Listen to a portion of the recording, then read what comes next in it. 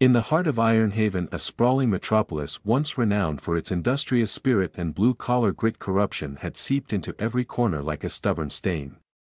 In this city, where justice was bartered like a cheap souvenir and the powerful manipulated truth at every turn, one man dared to stand against the darkness. This is the story of Marcus Wolf, a beacon of hope who was framed by a conspiracy so devious that it threatened to swallow his name and spirit. And yet, from the depths of betrayal, Marcus would rise to challenge an entire system built on greed, prejudice, and the quiet complacency of a society too long enamored with its own illusions. Before we dive deeper into this tale, we'd love to hear from you. Let us know where you're tuning in from, and if stories like this resonate with you, consider subscribing to our channel. Tomorrow, we have another special narrative waiting just for you. Ironhaven's history was as colorful as it was tragic. Once a booming hub of factories and neighborhoods brimming with promise, the city had gradually succumbed to economic decay. As industries shuttered their doors and jobs vanished like mirages on a scorching summer day, communities that had once pulsed with life found themselves abandoned to the relentless march of crime, political skullduggery, and unchecked corruption. Local media outlets, veterans of investigative reporting, struggled in vain to shine light on the murky dealings that plagued the city. Their efforts were constantly undermined by a cabal of wealthy elites and crooked officials who manipulated every narrative with the precision of a master puppeteer. At the center of this festering rot was the Ironhaven Police Department. Though it maintained an outward facade of service and protection, beneath the surface ran a secret network of officers led by the calculating detective Grant Holloway and his grim, unyielding partner, Sergeant Caleb Ford. These two figures, with hearts as cold as the steel that once built the city's mighty factories, orchestrated a campaign of terror against minority communities. They routinely planted evidence, fabricated charges, and twisted minor infractions into life-ruining felonies, all to line their pockets and secure their dominion over Ironhaven's underbelly. Marcus Wolf was a man who embodied resilience in the face of despair. Born and raised in Ironhaven, he had tasted the bitterness of personal loss early on. His parents had died in a tragic accident, leaving him to be lovingly reared by his steadfast grandmother, Lorraine Wolf. From her, Marcus inherited a profound sense of dignity and an unwavering commitment to fairness. His academic brilliance shone against all odds, earning him top honors at Ironhaven Community College and a full scholarship to a prestigious law school in New York City. Yet, despite the allure of the glittering metropolis, Marcus's heart remained tethered to his hometown, a place in dire need of change. Upon returning to Ironhaven, Marcus dove headfirst into community advocacy. Armed with legal knowledge, a fervent sense of justice, and an almost reckless determination, he became the voice of the voiceless. He was the first to question police misconduct, organizing community meetings that echoed through rundown hallways and vacant lots alike.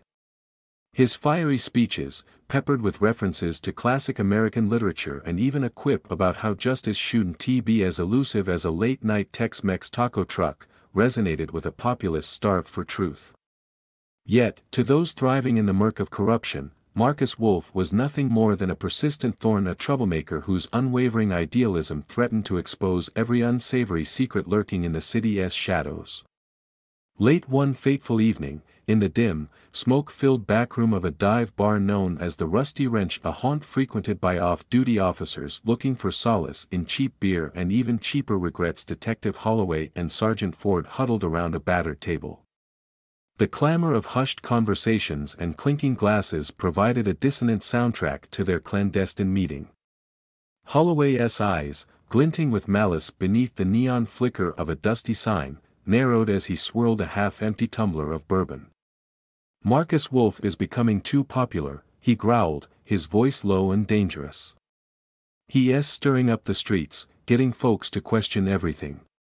If we let him dig any deeper, he'll uncover every sordid detail about our operations." Sergeant Ford's response was equally grim, his tone heavy with resolve. "This time, we can't just silence him with a slap on the wrist or a parking ticket. We need to paint him as a threat, a dangerous criminal whose name becomes synonymous with terror. Let S pin on the charges of trafficking a banned explosive compound, pyrox. When the people see someone like him involved in something this high stakes, they won't know whether to be terrified or laugh at the absurdity. Their plan was as nefarious as it was meticulously calculated. It wasn't enough to fabricate evidence, they needed a trusted ally in the judiciary. Their target, Judge Roland Mercer, a man whose once imposing presence had been eroded by a crippling gambling addiction and mounting debts. Known to trade minor favors for extravagant loans, Mercer was the perfect scapegoat. With the looming threat of financial ruin and the implicit menace from Holloway and Ford, he reluctantly agreed to manipulate the legal process. Warrants would be issued without hesitation, bail would be denied on flimsy pretexts, and when Marcus Wolf finally stood before the court, every piece of counterfeit evidence would be accepted as irrefutable truth. Within days, the dark machinery of Ironhaven's corruption was set into motion. Holloway and Ford enlisted the help of underground fixers, experts in forging documents and fabricating digital trails. In a remarkably short span of time, counterfeit ledgers, bogus shipping receipts, and meticulously engineered text message transcripts began circulating, each piece of evidence crafted to portray Marcus Wolf as the ringleader of an elaborate pyrox trafficking network allegedly operating across state lines. Under the cloak of night, the conspirators took to the streets in dark hoodies and gloves, ensuring that no trace of their involvement remained. They targeted Marcus's modest apartment, a humble sanctuary filled with memories of family, struggle, and hope. With unnerving precision, Holloway pried open a small window while Ford maintained a vigilant watch on the deserted block below. Inside, they carefully planted several small bags containing a white powder packaged to mimic pyrox. Alongside the planted contraband, Holloway left behind a burner phone loaded with incriminating text messages that, when read out of context, suggested months of secretive coordination with dangerous criminal elements. An anonymous tip was then submitted to Ironhaven's own Hazardous Materials Division, ensuring that the fabricated evidence would be taken with the utmost gravity. It wasn't long before the city's corrupted law enforcement machine sprang into action. Under the cover of night, a heavily armed SWAT team descended upon Marcus's apartment. The sudden onslaught, marked by the cacophony of sirens, the staccato of shattering glass, and the harsh demands of tactical officers, was designed to shock both Marcus and the community into submission. Inside, Marcus had been quietly drafting a proposal for a new community initiative when his world was violently upended. Before he could even process the intrusion, he was cuffed, his pleas for explanation drowned out by orders and the clanging of metal. Neighbors, peering through curtained windows, watched in stunned silence as the scene unfolded, a tableau of injustice that would soon ignite a firestorm of protest. Detective Holloway oversaw Marcus's booking with a cold, calculated cruelty. The charges listed against him were staggering: possession with intent to distribute a banned explosive compound, conspiracy, money laundering, and several additional counts deliberately designed to shatter his reputation. Later that day, under the oppressive influence of Judge Mercer, who, swayed by his secret bribe and looming threats, denied Marcus bail by citing a spurious claim of flight risk due to alleged ties with out-of-state criminals, Marcus was locked away in a stark, impersonal holding cell, isolated from the outside world and any hope of reprieve. Inside that cold cell, time seemed to warp. Shock, fear, and anger coalesced into a potent mixture that both tormented and steeled Marcus's resolve. Despite the overwhelming injustice, his brilliant legal mind began to dissect every inconsistency in the fabricated evidence. He mentally catalogued discrepancies, mismatched timestamps, contradictory witness accounts, and pieces of evidence that simply did not add up. Even behind bars, his determination to clear his name and restore justice for the people of Ironhaven burned brighter than ever. News of Marcus Wolf's arrest spread like wildfire through the city. Ironhaven's residents, many of whom had long looked to him as a champion of truth, took to the streets in protest. Small groups gathered outside the police precinct, brandishing homemade signs that read "Free Marcus Wolf and Stop the Corruption Now." Among these impassioned voices was Pastor Jeremiah Brooks, the charismatic leader of New Hope Baptist Church. In his impassioned sermons, Pastor Brooks decried the city's long history of racially biased policing and demanded an immediate, independent investigation into the systemic corruption that had robbed Iron Haven of its soul. Not everyone, however, was content to be a passive bystander. Within the police department itself, a young officer named Bianca Rivera, fresh-faced and unjaded by years of complicity, began noticing subtle inconsistencies in the official records of Marcus's case. Late at night, when the corridors of the precinct lay quiet and the hum of fluorescent lights offered little comfort, Bianca pored over internal files. To her growing horror, she uncovered mismatched timestamps, altered evidence logs, and conflicting statements from fellow officers. With trembling hands, she printed out several key documents and stashed them away, fully aware that one misstep could cost her everything. Yet her sense of duty and the conviction that an innocent man was being sacrificed on the altar of corruption propelled her forward. After several agonizing days in detention, Marcus was finally brought before the Iron Haven County Superior Court for his arraignment. The courthouse, an imposing structure with its austere stone facade and relentless echo of justice, was packed with reporters, community members, and protesters. Marcus, dressed in a conservative navy suit provided by the state, sat silently at the defense table next to his overburdened public defender, Elias Monroe. In a cramped, windowless meeting room, Monroe spread out a folder bursting with legal documents and evidence. His expression was grave as he whispered, "There's overwhelming evidence against you, but I know it's all staged." Marcus's eyes burned with determination as he silently acknowledged the truth that every piece of evidence had been manufactured to crush his spirit and discredit his lifelong fight for justice. The trial unfolded like a meticulously choreographed drama. Presiding over the proceedings with a rigid air of authority was Judge Roland Mercer, a man whose once formidable demeanor had been corrupted by his secret alliances. His rulings, always skewed in favor of the prosecution, reflected his unholy partnership with Detective Holloway and Sergeant Ford. The prosecution, led by a deputy district attorney handpicked from the depths of Iron Haven's corrupt establishment, painted Marcus Wolfe as the mastermind behind a sprawling Pyrox trafficking operation. Their case rested heavily on the forged documents, the planted white powder, and the anonymous tip that had set the raid in motion. Yet on the other side stood a formidable defense team determined to dismantle the prosecution's narrative. Alongside Elias Monroe, the defense was reinforced by Avery King, a sharp, seasoned civil rights attorney whose incisive legal mind and deep understanding of systemic injustice had earned her a reputation as one of the city's staunchest advocates for the underdog. Avery's presence in the courtroom was like a shot of adrenaline to the weary spirits of the community, and her opening statements resonated with passion and clarity. "Ladies and gentlemen," she declared, "you have before you overwhelming evidence that Marcus Wolfe was framed. The inconsistencies in police logs, the manipulated chain of custody, and the glaring forensic proof all point to one undeniable truth: this case was engineered to destroy an innocent man." As the trial progressed, the prosecution called on its star witnesses, officers involved in the ill-fated raid on Marcus's apartment. Their testimonies, recounting the anonymous tip, the discovery of the planted substance, and Marcus's allegedly nervous demeanor at the time of arrest, initially seemed to bolster the fabricated case. However, under Avery King's relentless cross-examination, cracks began to appear in their stories.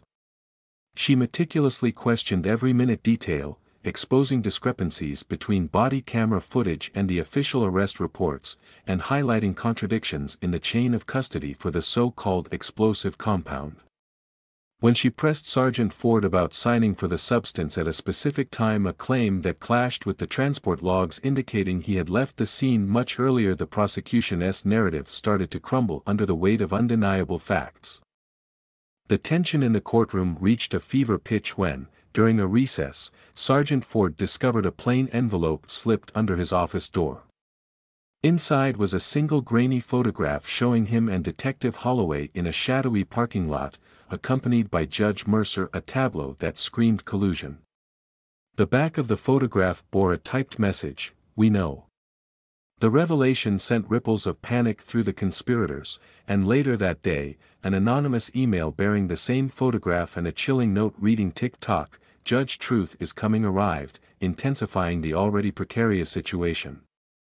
As the trial entered its second day, the atmosphere shifted subtly but inexorably. Bianca Rivera, the brave officer who had risked everything to document the inconsistencies within the department, resolved to step forward.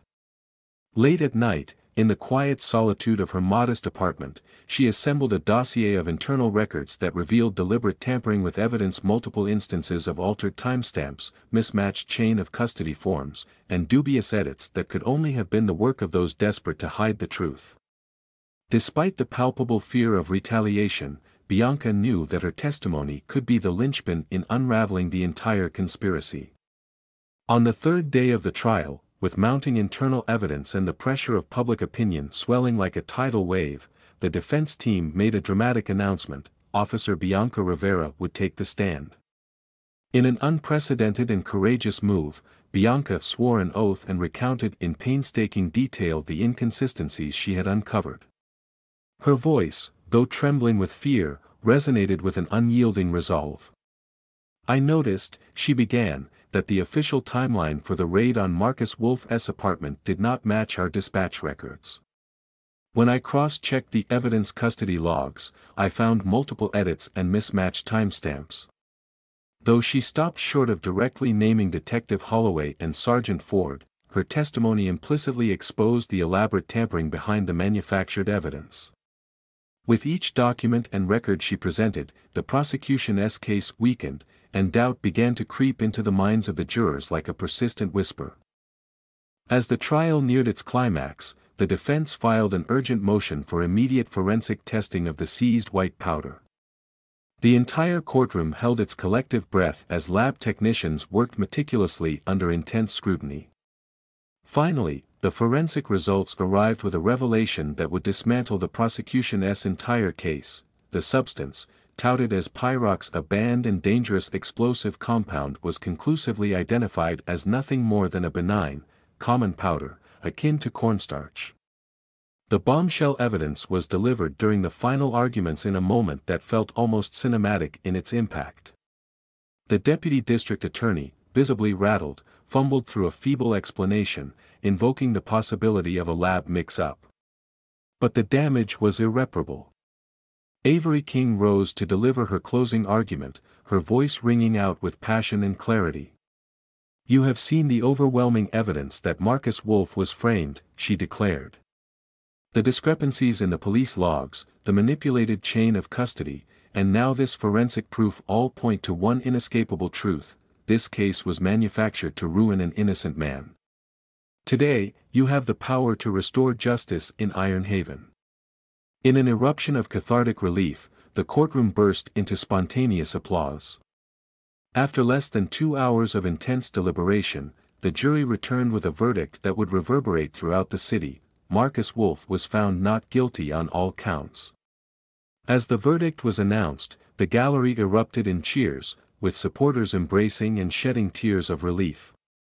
Outside the courthouse, a jubilant throng of citizens swarmed the steps, chanting slogans and celebrating what many hailed as a turning point in the battle against systemic corruption. The tide of justice swept through Iron Haven that day. Almost immediately following the verdict, a dramatic sequence of events unfolded. Uniformed internal affairs officers, flanked by state troopers, entered the courtroom gallery. In a swift and meticulously coordinated operation, Detective Grant Holloway and Sergeant Caleb Ford were apprehended on charges of conspiracy, evidence tampering, and perjury. The arrest of these two key conspirators sent shockwaves through the community, marking the beginning of a broader investigation into decades of endemic corruption that had long plagued the Iron Haven Police Department. Even Judge Roland Mercer, whose compromised decisions had helped seal Marcus's fate, was taken into custody. His once imperious demeanor crumbled as he was led away in handcuffs, exposed for his part in a system that had sacrificed truth on the altar of greed and vulnerability. In the weeks that followed, Iron Haven underwent a period of profound transformation. Sweeping investigations launched by Internal Affairs unearthed decades of misconduct, false arrests, planted evidence, and widespread abuse of power that had tarnished the city's reputation. The local leadership was forced to confront the dark legacy of systemic injustice. In an unprecedented act of reform and in a twist that felt almost poetic, Marcus Wolf, once the victim of a meticulously orchestrated frame-up, was appointed as the new Chief Integrity Officer of the Ironhaven Police Department. On his first day in office, Marcus walked into a newly renovated office space within the very building that had once housed the corrupt operations of Holloway and his cohorts. Pausing before a gleaming nameplate emblazoned with Chief Integrity Officer, he felt a surge of emotions, pride, gratitude, and a solemn determination. In the hallway, colleagues exchanged cautious glances, some offering genuine smiles of respect, others wary of the seismic shift in power. Marcus silently vowed that he would eradicate every vestige of corruption and rebuild the system from within. At a press conference held later that day, with cameras flashing and reporters clamoring for answers, Marcus addressed a sea of hopeful faces. His voice, at first trembling with the weight of his journey, soon rang out with firm resolve. "Today," he declared, "I stand not only vindicated of every false charge but also entrusted with the responsibility of transforming a broken system. This isn't solely about me, it's about every citizen of Ironhaven who has suffered under the weight of corruption. Together, we will restore justice, transparency, and accountability to our community." His words, punctuated by a wry comment about how even the toughest New Yorkers know that a little honesty goes further than any blockbuster movie plot twist, resonated deeply with a crowd hungry for change. In the months that followed, sweeping reforms began to take root. The police department underwent rigorous retraining programs focused on racial equity, community engagement, and ethical conduct. An independent oversight commission was established to scrutinize every facet of police activity, ensuring that the mistakes of the past would never be repeated.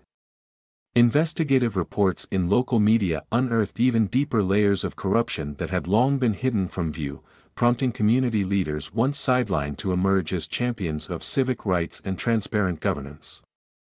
Marcus Wolf's journey, from dedicated community advocate to unwilling scapegoat and finally to the architect of reform, became the stuff of legend in Ironhaven. His transformation was more than a personal victory, it was a powerful reminder that even in the face of overwhelming injustice, truth has a way of emerging. His story underscored the enduring principle that courage, resilience, and an unwavering commitment to justice can overcome even the most entrenched evils.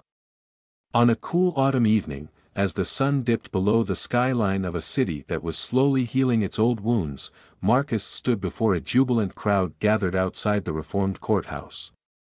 Looking out at the sea of faces, neighbors, activists, and even a few skeptical old-timers, he spoke with quiet determination, his words carrying the weight of hard-won victory and the promise of a better tomorrow.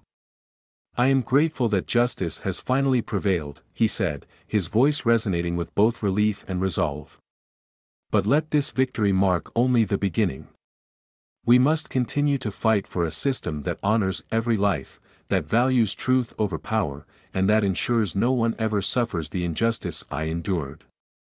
The crowd erupted into thunderous applause, a collective affirmation that while the struggle for justice was far from over, hope had been rekindled in Ironhaven. In the wake of this transformative saga, the community began a long process of reflection and healing. Discussions in schools, community centers, and churches turned to the lessons learned from Marcus Wolf's ordeal. His story was woven into educational programs, teaching the young about the importance of integrity, vigilance against corruption, and the power of community action.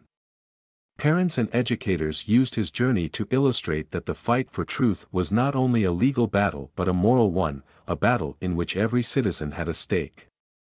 Civic education classes incorporated case studies of Ironhaven, inspiring students to question authority when necessary and to stand up for justice, even in the face of overwhelming odds. Community leaders organized town hall meetings and forums to discuss police transparency and accountability, turning Ironhaven into a model for other cities grappling with similar issues. The reforms set in motion during those turbulent days soon bore fruit, citizens felt more empowered, and a renewed sense of community pride emerged from the ruins of past betrayals. Even amidst the challenges of rebuilding trust, there were moments of levity. A local diner once famously nicknamed Justice Java became a gathering spot where citizens shared stories of the trials and tribulations of their city, often punctuated by jokes about how even the best conspiracy plots couldn't hold a candle to the dramatic flair of Ironhaven's own reality. In the end, Marcus Wolf's story was not just a tale of personal struggle and redemption, it was a clarion call to every citizen who believed in the transformative power of truth, justice, and community solidarity. His legacy became a rallying cry for unity and reform, inspiring a new generation to engage in civic life, challenge corruption, and work tirelessly for a society where justice was not a commodity to be bought or sold, but a sacred right for all. As Ironhaven continued its slow, deliberate journey toward reform, every citizen played a part in ensuring that the scars of the past gave way to a future built on transparency, fairness, and the unwavering light of truth. Marcus Wolf's ordeal had revealed the deep fissures in a system long corrupted by greed and prejudice, but it had also ignited a spark of hope that refused to be extinguished. His rise from victim to visionary leader was a testament to the power of resilience, a narrative that echoed through the streets of Ironhaven and beyond.